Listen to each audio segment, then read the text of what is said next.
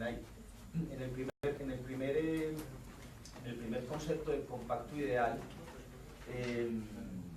varios sugirieron que se debía hacer de alguna manera una definición de criterios que no sea homogéneos, o sea, que hay unas condiciones muy distintas en los diferentes territorios. Entonces yo creo que pues, o sea, yo creo que es una visión muy pertinente que implica un nuevo trabajo sobre esos territorios, definir realmente la capacidad de carga y los criterios de movilidad, conectividad, etcétera, que tienen de alguna manera esos territorios, esas zonas o esos barrios específicos para definirles un criterio. Siempre en estas visiones y en estos planes de ordenamiento, pero en estas visiones estratégicas un poco, realmente el nudo gordiano no es lo que digamos aquí, sino cómo de lo que digamos aquí se vuelve realidad. Porque ese es realmente el problema estructural de estos asuntos. No es que nosotros estemos de acuerdo, ni que aquí salgamos con un texto y con una orientación muy, digamos, muy bonita o en la que idealmente la plasmemos, sino que todos estamos aquí sentados porque queremos ver que en 10 años algunas de las cosas que estamos hablando aquí han pasado. Yo sugiero esa pregunta porque esa pregunta cambia mucho la conversación. Quiero decir, cambia mucho la conversación sobre las prioridades y sobre los instrumentos, ¿cierto? Porque lo que nos pasa generalmente en los planes de ordenamiento territorial y no es una situación exclusiva de ningún municipio, es que la realidad les pasa por el lado. Y eso pues no estamos hablando ni de Envigado, ni de Medellín, ni de Itagüí, ni de Bogotá. A algunas ciudades les pasa más por el lado y a otras les pasa menos, pero más de la mitad, mucho más de la mitad pasa contrario a los que los planes de ordenamiento territorial tienen plasmado o por lo menos sobre el deseo que quienes están en el tema de la gestión urbana de los municipios pues tiene. Entonces yo creo que hay un ejercicio muy interesante en la zona de llanura y en el río, que estamos también de acuerdo, donde puede haber de alguna manera una mayor ocupación y mayor actividad urbana. Me parece interesante cuando hablan de darle una definición mayor al tema de densidad, en relación con que densidad no necesariamente es bueno, sino de alguna manera ponerle algunos atributos adicionales, ¿cierto? Que definen esa condición de densidad, porque al final lo que hay que buscar es construcción de valor. Quiero decir, que donde se generen desarrollos haya construcción de valor urbano, valor de actividad económica. Entonces aquí en el grupo de nosotros mencionábamos un poco la identificación de buenos ejemplos.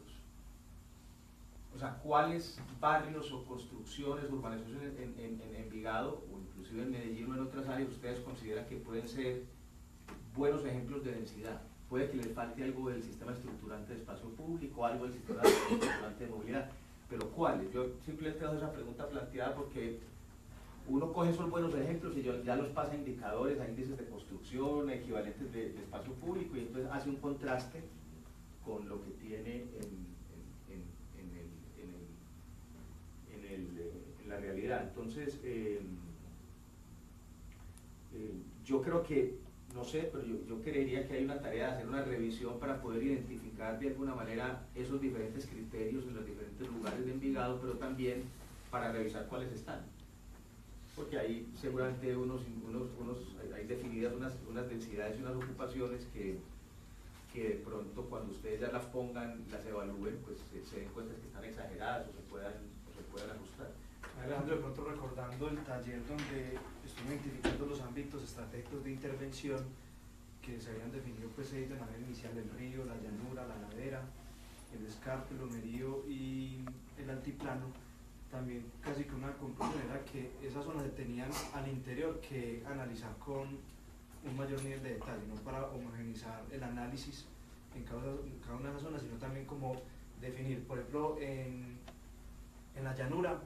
unos sectores que tienen unas condiciones particulares diferentes de otros en la misma llanura que tienen otras condiciones. Entonces sería muy interesante pues también como empezar a mirar en esos ámbitos que ya se han como identificado al interior de cada uno de ellos, empezar ya a mirar estos temas de ocupación, de densidad, de compacidad, pues que también es muy interesante incorporar ese término ahí. Quería pues como sobre el segundo concepto, que es el rural disperso, yo creo que hay un problema con el término, pero es una duda que me surge a mí, que yo creo que posiblemente algunos compartan, porque el rural disperso pues cabe todo. Quiero decir, hay una cantidad de cosas que son distintas. Y entonces cuando uno empieza a hablar, entonces uno mete zonas de alguna manera de productividad, dijéramos, de economías de agricultura local, hay otros que son que se parecen más a un crecimiento suburbano por la ocupación de las urbanizaciones, o sea, hay una cantidad Entonces yo creo que igual, y lo mencionaron algunos de ustedes, hay que hacer una definición más precisa de las categorías, o hay que meterle más categorías a ese término rural disperso, o hay que, aunque estén en el plan de ordenamiento territorial, pero no estén de alguna manera incluidas en estas zonas, pues hay que localizarlas bien. Quiero decir, ahí hay un ejercicio de definición que hay que hacer claro, porque la mayor parte de la construcción y la urbanización del altiplano es un crecimiento más parecido, pues es un crecimiento suburbano que tiene una condición muy distinta a otras zonas. Entonces, no es sano estar hablando en la misma categoría de dos cosas tan distintas, porque entonces no sabemos de qué estamos hablando, porque cada una de esas dos cosas requiere definiciones distintas estratégicamente. Yo, por ejemplo, a mí me parece que aunque ya sea una situación de hecho muy grande todo el tema de la ocupación de mucha parte del suelo que está hoy ocupado por las urbanizaciones, no sé qué porcentaje queda por desarrollar en el altiplano. Mucho todavía. Pues queda mucho, pero bueno, el que está ocupado puede tener colectivos, o sea, puede sonar teórico, pero puede también, con una ocupación suburbana parecida o más ajustada a la que ha sucedido, puede existir un modelo que respete más una conectividad ecológica y un manejo mejor desde el punto de vista, dijéramos, de la gestión del agua,